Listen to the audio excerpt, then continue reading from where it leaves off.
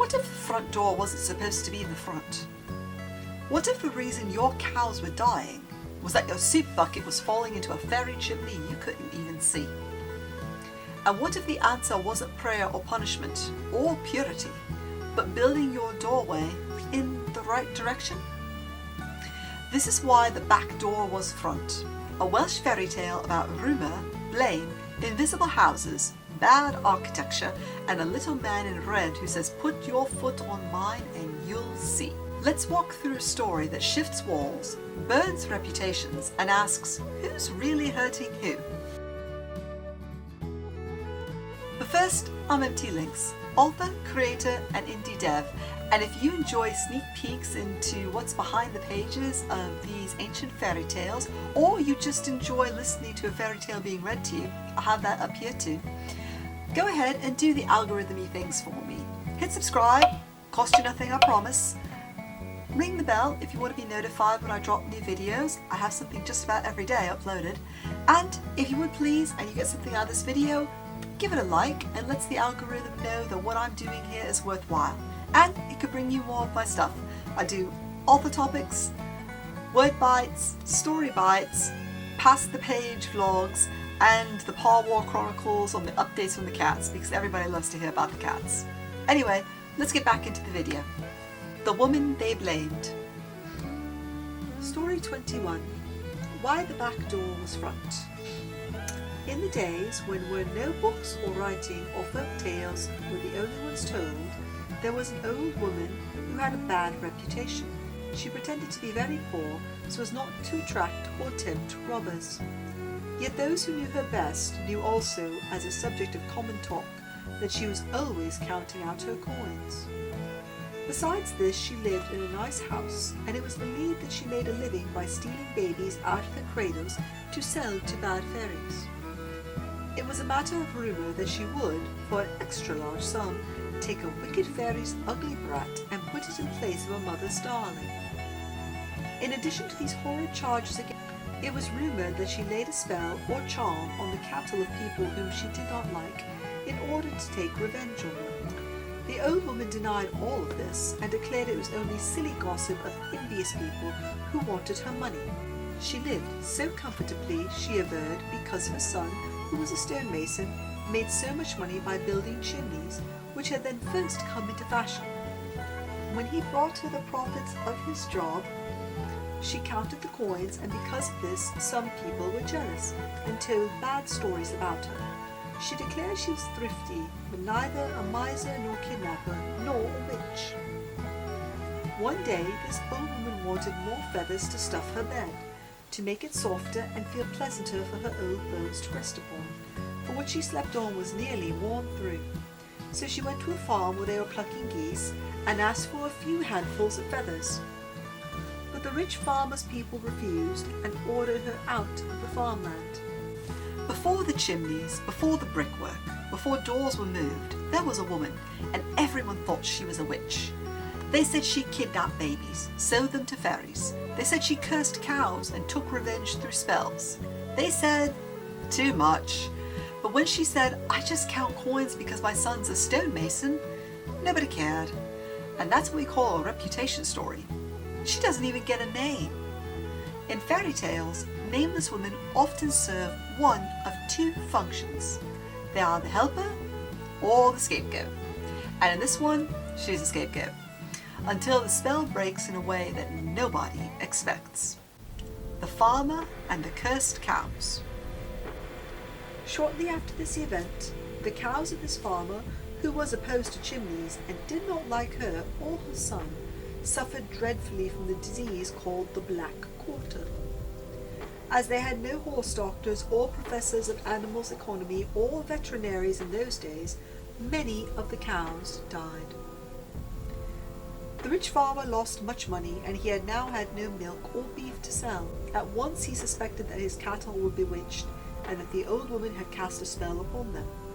In those days it was very easy to think so. So the angry man went one day to the old crone when she was alone, and her stout son was away on a distant job. He told her to remove the charm which he had laid on his beasts, or he would tie her arms and legs together and pitch her The old woman denied vehemently that she possessed any such powers or had ever practiced such black arts.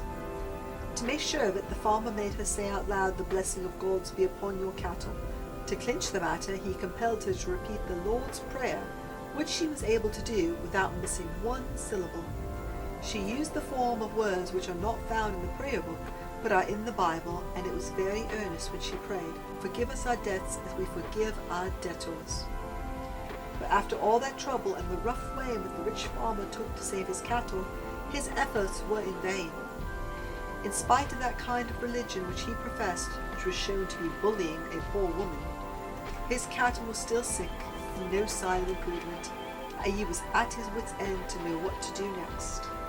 Let's meet our other player, the rich farmer. He has money, he has cattle, he has a house with a brand new chimney.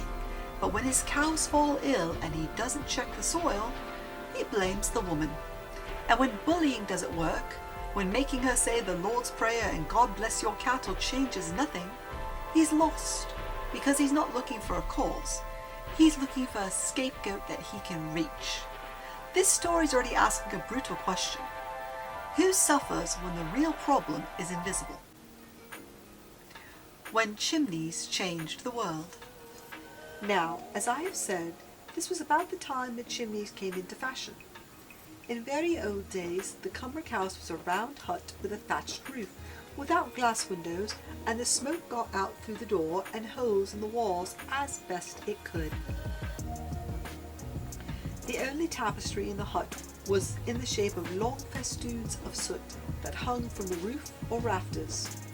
These, when the wind blew or the fire was lively, ants would swing or dance or whirl and often fall into the heads or into the food while folks were eating.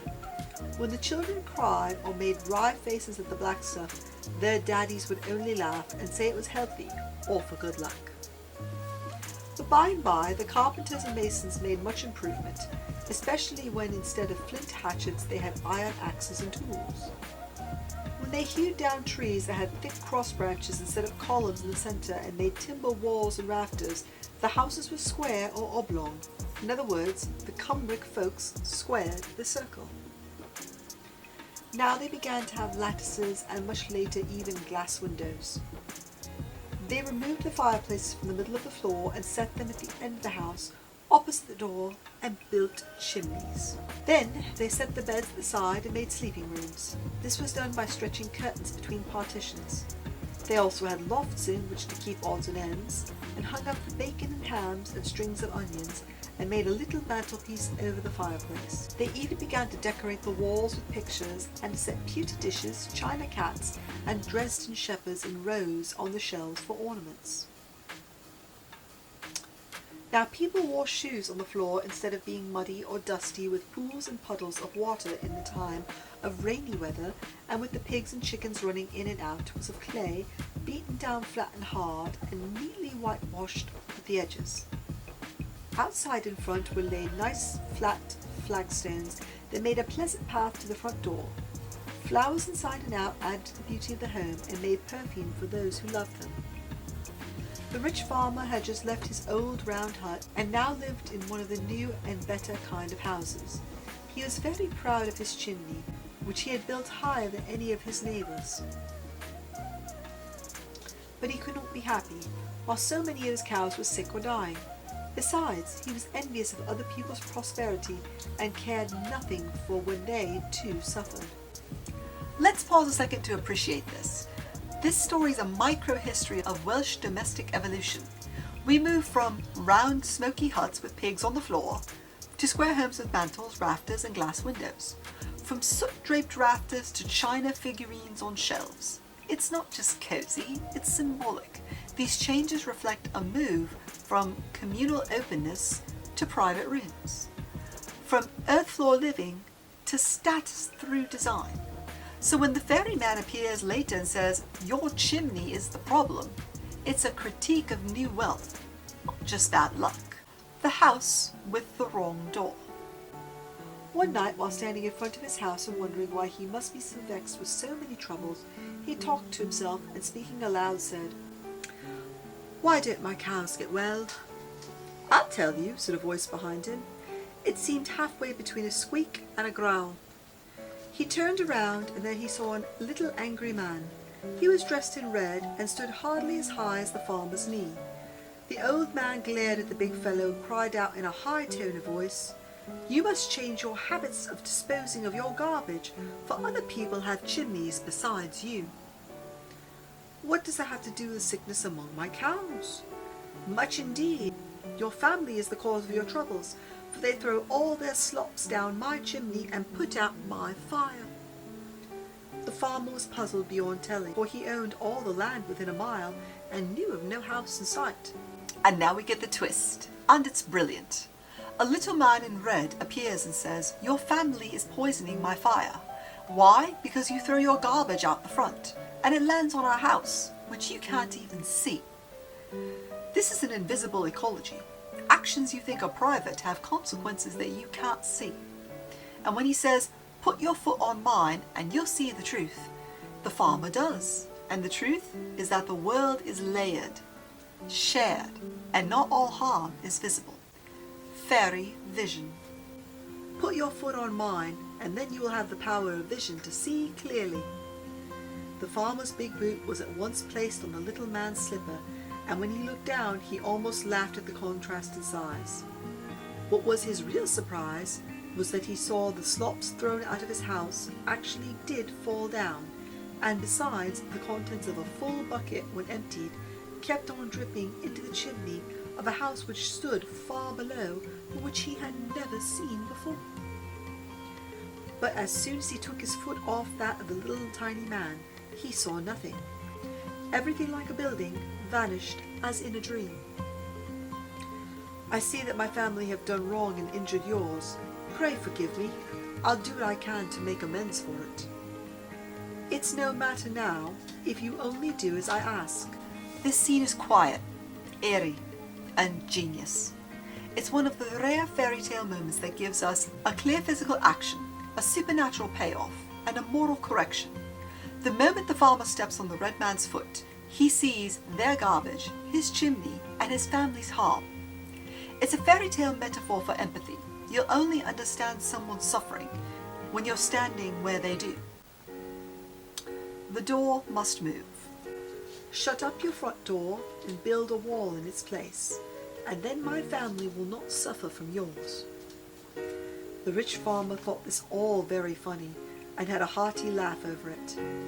Yet he did exactly as the little man in the red cloak had so politely asked him. He walled up the old front door and built another at the back of the house, which opened out into the garden. Then he made the path on which to go from the roadway to the threshold, around the corners and over a longer line of flagstones. Then he removed the fireplace and chimney and what had been in the front of his house, but was now the back. For the next thing, he had a copper door sill nailed down, which his housemaid polished until it shone bright as gold. The solution? Not magic, not revenge, and not forgiveness. Just architecture. The red man doesn't demand tribute or penance. He just says, "Move your front door and make the back your front, and we'll be fine." This is folkloric diplomacy, not a spell, just restructuring. It's also the heart of the story's title. What you thought was back was just built in the wrong place. Justice here isn't punishment, it's just reorientation. Healing begins at the threshold. Yet long before this, his cows had got well, and they now gave more and richer milk than ever. By the time the farmer finishes moving the door, the cows are already healed. This is a metaphor in motion. The problem wasn't witchcraft, it was bad luck. It was disregard. Before he changed his behaviour, even before the structure shifts, the world responds. The sick cows? They were a symptom of blocked connections, and when the path clears, life returns. The final reversal. He became the wealthiest man in the district. His children all grew up to be fine-looking men and women. His grandsons were famous engineers and introduced paving and drainage in the town. So that today, for both man and beast, Wales is one of the healthiest countries. The end. And in true fairy tale form, we get a legacy twist. The farmer doesn't just get rich. His children thrive. His grandchildren become engineers who bring cleanliness to the town of Wales. Why? Because he learnt. He restructured and humbled himself to a truth he couldn't see. And the moral isn't, don't curse cows, or be careful with fairies. It's, sometimes fixing doors fixes everything. Myth, blame, and architectural empathy. The story hides its punch behind a chimney. But beneath the suit is a message about blame culture, visibility, domestic design as moral symbolism. The witch wasn't a witch, the cows weren't cursed. The problem was direction, not intention. And when we stop throwing our waste into places we can't see, when we reframe our entire threshold, that's when the invisible becomes visible. And that is when healing begins. In the end, the richest man in the district was the one who learned to build with others in mind.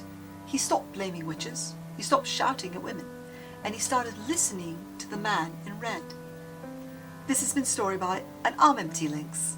Next time someone says your design doesn't matter, tell them about the door and the fire beneath it. And now you know. I'll see you in the next video. This one, right here.